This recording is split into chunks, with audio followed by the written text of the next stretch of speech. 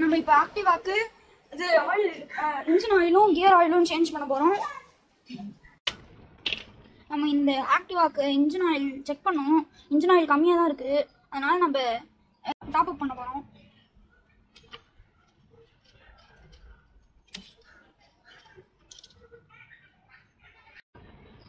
நம்ம இந்த ஆக்டிவாக்கு top up பண்ணியாச்சு. ஆயிலை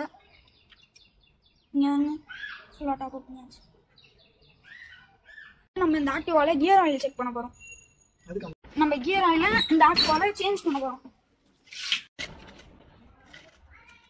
நீங்கள் பாருங்க, நம்ம ஆக்டிவாக்கா கியர் ஆயில் சேஞ்ச் பண்ணிகிட்டே இருக்கோம்.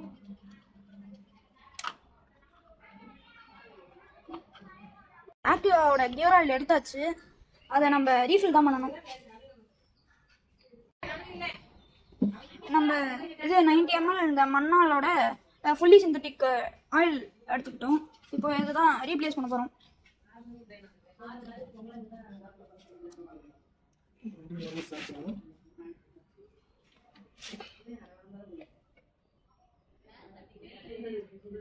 இது இந்த போல்ட்ல தான் நம்ம ஆயிலை ரீப்ளேஸ் பண்ணணும்.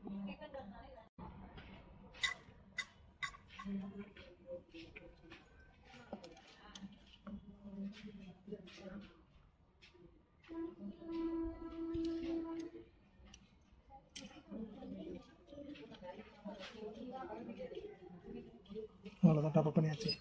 அவ்வளோதான், நம்ம இது டாப் அப் பண்ணி முடிச்சாச்சு. அடுத்து நம்ம இன்ஜின் ஸ்டார்ட் பண்ணி பார்க்க போகிறோம் கரெக்டாக இருக்கான்னு.